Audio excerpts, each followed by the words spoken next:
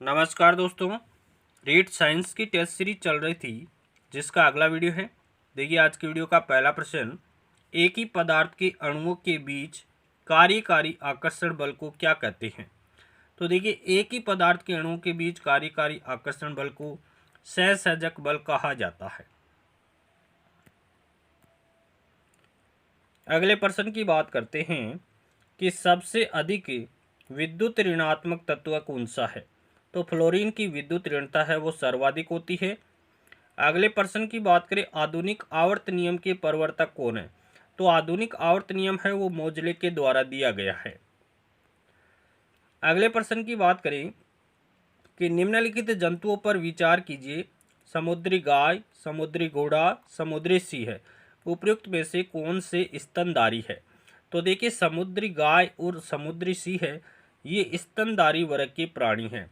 1 और 3 राइट हो रहे हैं, केवल 1 और 3, तो ऑप्शन बी यहाँ पर करेक्ट आंसर हो जाएगा। दूसरा प्रश्न देखिए, निम्नलिखित चिन्ह दर्शाता है, निम्नलिखित चिन्ह प्रदर्शित करता है। अगर ये एरो बाहर की तरफ है तो ये हो जाएगा NPN ट्रांजिस्टर।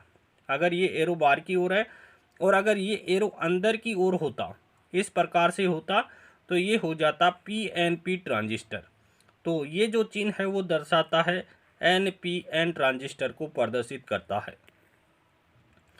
अगले प्रश्न की बात करें कि निम्नलिखित में से किस एक पर रोक नहीं है जिसे एथलीटों द्वारा प्रदर्शन सुधारक पदार्थ के रूप में उपयोग लिया जाए।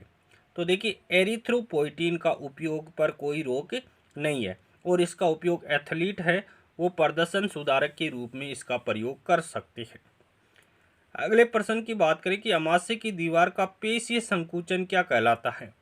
तो पेरिस्टालसिस कहलाता है। अमाशय की दीवार के पेशीय संकुचन को क्या कहते हैं, पेरिस्टालसिस कहा जाता है।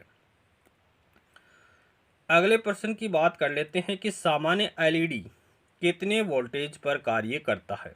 तो सामान्य एलईडी है वो 3 वोल्टेज पर कार्य करता है और एलईडी का फुल फॉर्म क्या हो जाएगा, लाइट इमिटिंग डायोड हो जाएगा।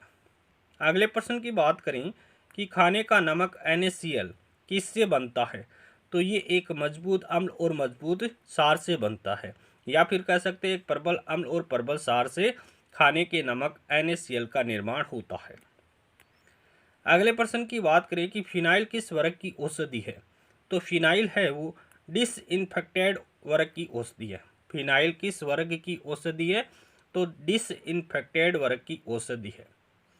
अगला प्रश्न और वेरी इंपॉर्टेंट प्रश्न भी है, लाइगेज नामक उत्प्रेरक का उपयोग होता है। लाइगेज नामक उत्प्रेरक का उपयोग किसमें होता है, DNA के टुकड़ों को जोड़ने में इसका उपयोग किया जाता है। लाइगेज एंजाइम उत्प्रेरक का उपयोग किसमें होता है, DNA के टुकड़ों को जोड़ने में इसका उपयोग किया जाता है। अगले प्रश्न की बात करें कि इनमें से कौन से गुणसूत्रों वाला व्यक्ति क्लाइनफेल्टर सिंड्रोम से ग्रसित होगा।